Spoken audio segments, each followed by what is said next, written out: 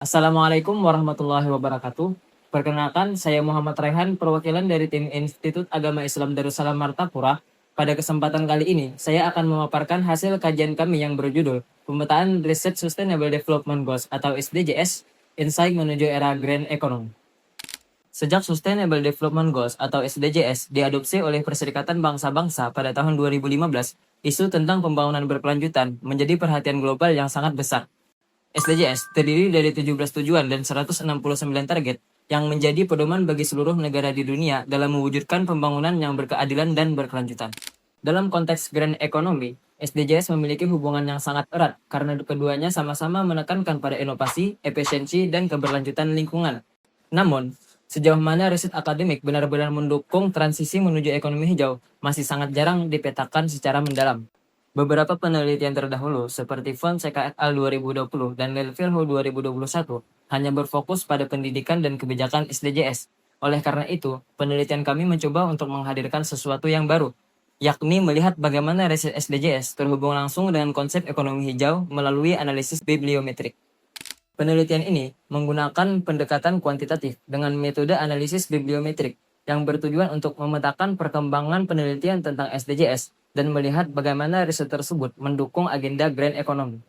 Data kami ambil dari dua sumber utama, Scopus untuk publikasi internasional dan Sinta untuk publikasi nasional. Secara keseluruhan, terdapat 98 publikasi ilmiah yang dapat kami himpunkan, terdiri dari 77 artikel dari Scopus dan 21 dari Sinta.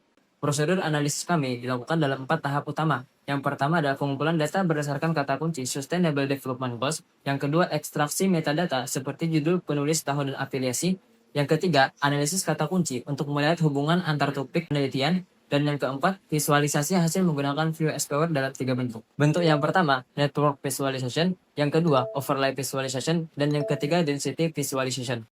Melalui tahapan ini, kami bisa melihat peta pengetahuan ilmiah tentang SDGs dan bagaimana arah penelitian tersebut bergerak ke arah ekonomi hijau. Selanjutnya, dari hasil pemetaan kata kunci, kami menemukan 7 klaster utama dalam riset SDGs. Yang pertama, yaitu inovasi dan emisi karbon. Yang kedua, ekonomi dan efisiensi. Yang ketiga, pertanian berkelanjutan. Yang keempat, kebijakan dan keberlanjutan. Yang kelima, teknologi dan pengelolaan limbah. Yang keenam, ketahanan pangan dan kesehatan.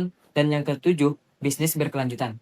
Dari peta riset tersebut, terlihat bahwa arah penelitian kini mulai bergeser dari isu-isu umum seperti sustainability menuju topik yang lebih spesifik seperti eco-efficiency dan carbon emission.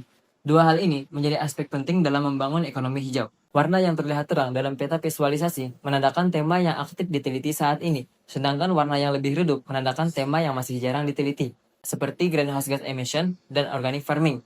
Artinya, disitulah peluang riset baru bisa dikembangkan. Dari hasil pemetaan tersebut, penelitian ini menawarkan kebaruan dalam dua aspek. Pertama, rentang waktu analisis yang panjang, berkisar dari tahun 2013 hingga tahun 2025, mencakup fase sebelum dan sesudah pengadopsian SDGs. Kedua, analisis yang secara eksplisit menghubungkan antara SDGs dengan Green Economy, yang sebelumnya belum banyak dilakukan penelitian lain. Selain itu, kami juga menemukan bahwa tema seperti eco-efficiency dan greenhouse gas emission masih kurang dieksplorasi, sehingga bisa menjadi ruang riset lanjutan yang menjanjikan di masa depan. Sebagai penutup, kami menyimpulkan bahwa penelitian tentang SDGs dari tahun 2013 hingga tahun 2025 berkembang sangat pesat. Ada 7 tema besar yang menggambarkan arah riset baru global, dengan peluang penelitian selanjutnya pada isu eco-efficiency dan greenhouse gas emission. Melalui penelitian ini, kita belajar bahwa ilmu pengetahuan bukan hanya alat untuk memahami dunia, tetapi juga sarana untuk membangun masa depan yang lebih hijau dan berkelanjutan. Demikian paparan dari saya. Terima kasih atas perhatian Bapak atau Ibu dan teman-teman semua. Wassalamualaikum warahmatullahi wabarakatuh.